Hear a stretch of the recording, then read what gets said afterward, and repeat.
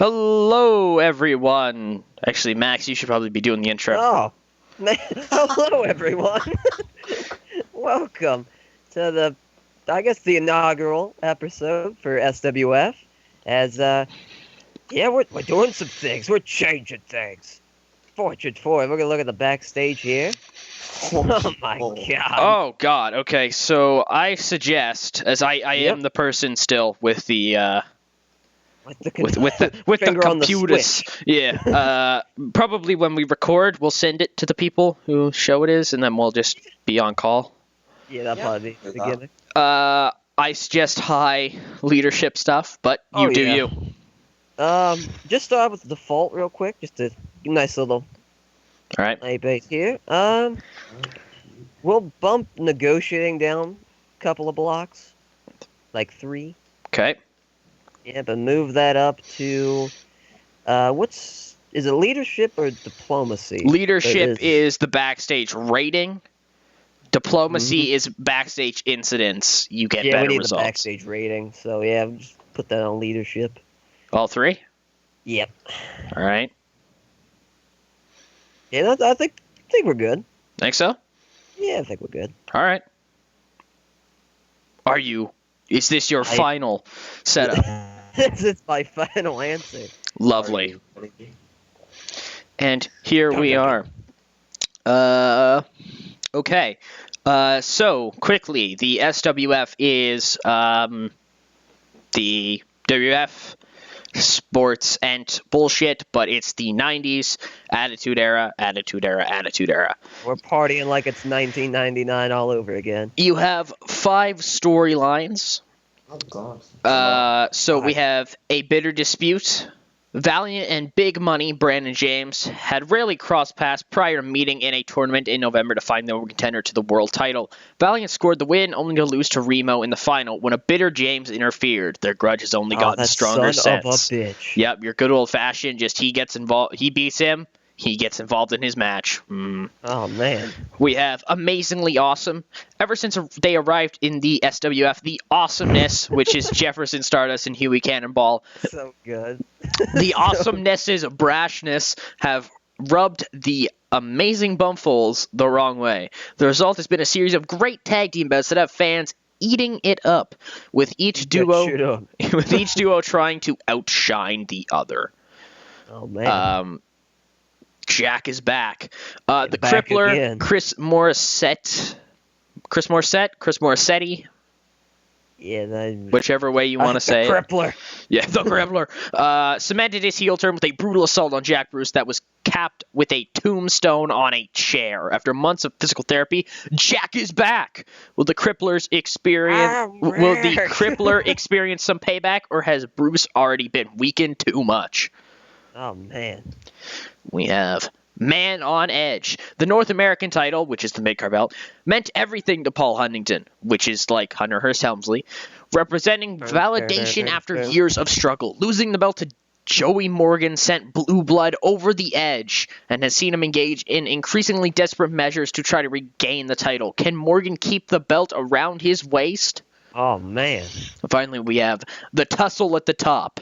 Angry Gilmore's first world title reign came to a screeching halt at Christmas Clash, where despite a brave effort, he could not find any answer for the raw power of Remo, which is Brock Lesnar. Gilmore has made it clear that he's not going away, though, and Rogue has also inserted himself back into the title picture. It's a 3-way tussle for the highest honor in the SWF. Oh, man. Oh, man. And quickly, we're going to look at our champions, as we have the SWF World Heavyweight Champion, Remo Richardson, Brock Lesnar. The SWF North American Champion. Where'd you get this belt design from? I like it. Oh, I wonder. Where'd you get that belt design from? Original. Joey Morgan. And the SWF World Tag Team Champions. Where'd you get that belt design from? I wonder where they got that belt design from. I don't know. Which are the awesomeness. As SWF got kind of battered back in the rating deal type stuff, they kind of started to scoop up some independent guys like Sammy Smoke, who was Sammy the Shark. Yeah, the Shark, the fucking the card gimmick, and they Yep. he had so many other gimmicks. Yep. Mikey Lau, who was Mikey James, he was part of the tag team, the Cali Dragons, with Frankie Perez. They've signed him up. Basically low-key. Yeah, to a degree, yeah. Maybe not Joey as Morgan, who is actually a jump over from TCW. Jumping the shark. Jumping the ship shark. Hollywood Brett Starr, renowned asshole. So many assholes. Yep. Signed up. Signed up as well. As well as, if I can find him up here. I really do hope that I don't apparently. have that problem with the negative influencers. Apparently that's it. No, 'cause Steven, the assholes Steven from the Future TCW. Parker. You know, you got to just get the get the boy experience. Anyways, so looking at some major players here in the main event scene, we have Angry Gilmore. He is an insanely good wrestler. He was always like the second-rate guy, but as SWF lost a whole bunch of main eventers, Gilmore was finally given a shot to be at the top, and he's currently experiencing this shot at the top. B+ player. Yep, very much Now so. the A+ player. He's managed by his wife Jessie. Yeah. Jesse. Brandon James, big money. He was a Big guy money. in Dave. He was the Or the big. face paint He gimmick. was the big cat, Brandon James. The big And then cat. he came to the SWF under Emma Chase and the Chase Agency. He became a big heel. As you can see, he's a very big, muscular man. Big man. And then They'll call him Big Money for nothing. he is the only person on your roster, Max, with creative control. I think he's the only person in Oh, America that has creative control. Well, for those who've seen my WCW series, of course, know that I've had No, to that deal with I have. creative control a shit ton. Also, he's currently managed by Chrissy Angel. I will hopefully find a reason for that, because I don't totally remember why he's not managed by Emma. It's because Emma has moved on to comms. She's no longer a manager. Why is she managing him, though? I don't know. I'll check it out here in a moment. The Supremacist... Eric Eisen is the youngest son of SWF owner Richard Eisen. He's basically Shane McMahon. He did his flippy shit, but then he got hurt. It was out for 18 months, and now he's more of a brawler-style character. He was part of a huge storyline called Jack Bruce, A Man Under Pressure, in which it was revealed that it was him, Jack. It was him all along. It was me, Jack. It was me all along.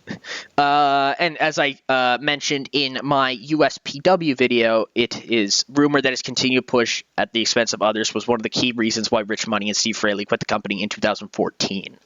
Now we move on to the man, the myth, the legend, the Shawn Michaels, as Max relates him to. Jack Bruce is probably one of the most popular and best-known pro wrestlers in the world, the figurehead of the Supreme Wrestling Federation. Bruce has been their lead babyface and focal point for many years. Below-average gimmick. Yep, and has done immense business with them during that time. As a result, he's the highest-paid worker in the world with $100K per month. Getting them checks. Yeah, originally a TCW star, he jumped ship in 2004 and has never looked back. Although starting to show his age, Bruce remains an integral part of the company's plans and will be a valuable asset if they are to compete and ultimately overtake the new leaders of North American Wrestling, United States Pro. Oh, man. He's very good. I don't have him anymore. He's very good. He's real very good. popular. And now on to Remo. Remo, as they say, he was discovered at 19 years old. He's been with the company ever since, a true powerhouse. He's known for explosive attack style and surprising athleticism. Over the years, he's developed from a clumsy rookie into a top worker, and the only surprise about his 2011 World Heavyweight title win was that it took so long to happen. Firmly entrenched top card, Remo continues to be one of the SWF's major assets and biggest stars. So you're gonna book him like a beast. So Rogue was part of Dave. before of course Dave closed down in 2007. He joined the SWF and was in the in a tag team with Valiant. Valiant will be somebody we get to later. I realize how much I say now that I'm talking. Yeah, hey, listen. It's your word, all right? Basically Triple H. I am, yeah. He adopted the ring name Rogue from Jack Guidroyce, which was his old name, and joining forces with Emma Chase gave him a new lease on life and helped him rocket up the card finally in the main event. Basically, Rogue turned on Valiant, and they fought. He's gone rogue. And they both shot up to the highest peaks of the card. Skull to Bones. Skull to Bones is an interesting concept because he's very much the Undertaker. Old but super over. Broke into the business as Texic. What? Broke into the business in Texas and then headed East Coast to Dave, Danger Mouse Extreme, in which he became Vengeance, a leather-clad avenging angel.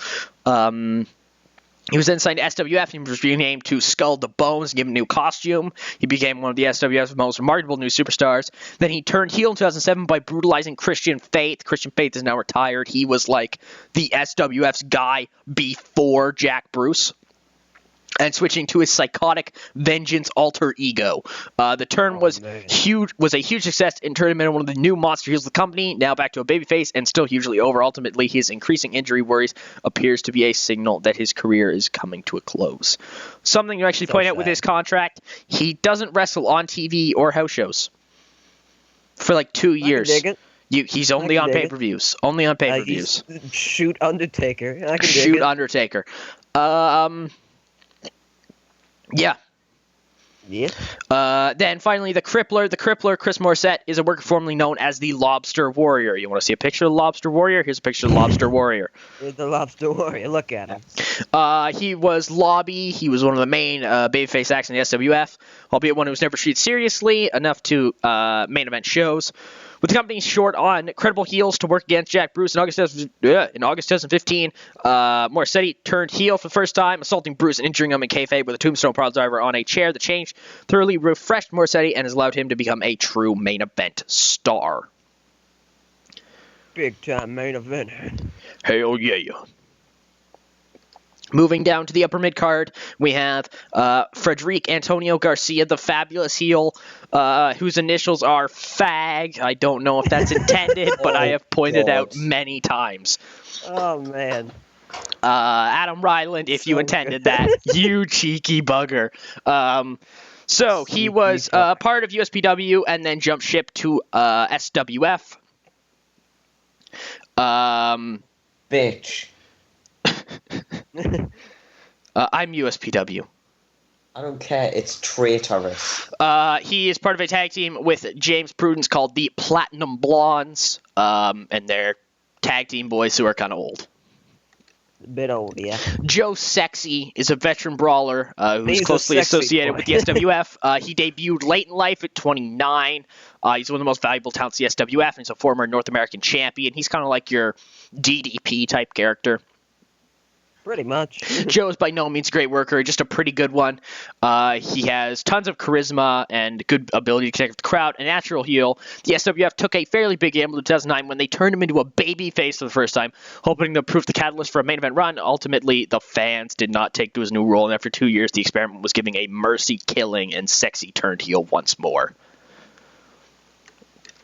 Joey Morgan, he was Joey Minnesota. He was with Dave. Dave died. He joined TCW in 2007. He rose up the ranks, became a former world champion.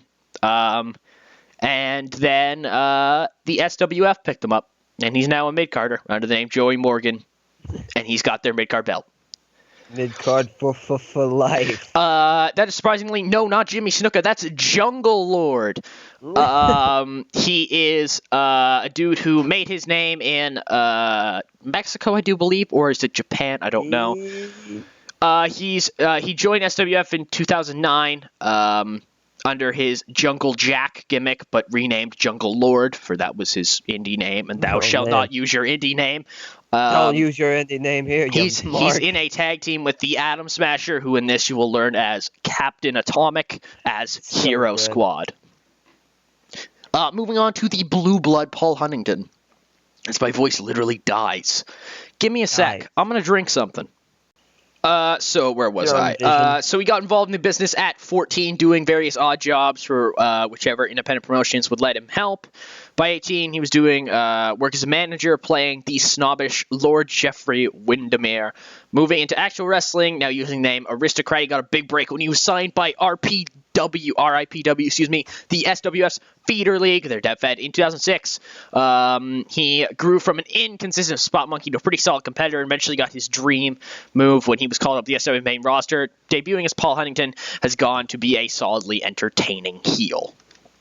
Oh my god. Can you imagine Spot Monkey Triple H? Squeaky McLean, very much CM Punk. The veteran John Squeaky McLean is one of the most consistent workers in North American wrestling, turning in solid technical displays at every turn. I'm just botching this one like crazy. Began his career in Canada with Canadian Golden Combat, using John McLean. Never broke out of the mid card. Headed for SWF, where his role as annoying, self-righteous heel, CM Punk, helped make him a name and establish him as a star. Now past 40, he is unlikely ever to crack the main event scene, but remains a very solid upper mid-card presence. Valiant, with his muscular physique, long hair, and all-American smile, which I think looks like a heel smile, but whatever. Yeah, bit of a dick smile. Yeah, like I always thought he'd be way better at a heel, but like, look, no, he wouldn't. No, he would not. No. He broke into the business in CCW and went on to catch the eye of SWF management, who recognized his potential, sent him down to RIPW to hone his skills. He joined the main roster in 2007, got a blood feud with a former partner in Jack Rogue Guide Royce, that launched both men into the main event scene. He's managed by Hannah, who's like a girl. Hannah Montana. Yep. And finally, Zimmy Bumful, who's in a tag team with his brother Randy. They're the premier babyface tag team. They're multi-time tag team champions. Solid worker with a good look. Zimmy's perfect playing the babyface in parallel and has potential to be a big day. And one day be a big single star, although a new ring name would probably be necessary, as Zimmy Bumful does not shout superstar. Seems fucking bumhole. And that's the SWF. Anything else you want me to run down quickly, Max? No, I think that's... Maybe look at the tag teams, maybe. Sure. Tag teams, you have Hero Squad, as I mentioned, Captain Atomic or Atom Smasher. Holy shit, his eyes. Yep. And Nice, Jungle they're Lord, radioactive. the All-Americans, American Machine, and Des Davids. The Amazing Bumfuls, Randy and Zimmy. The Awesomeness, Huey Cannonball and Jefferson Stardust. The Pain Alliance, Kurt Loramie and Big Smack Scott. And the Platinum Blondes, Frederic Antonio Garcia, Fag, and James Prudence. Fog Gotta keep that in. kind of reminds me a bit of Tyler Breeze, just in that picture. Yeah. And is that good? Yep, I believe that is good. And we're going to see you guys next time for TCW, the wonderful No Legs Fed. Woo! No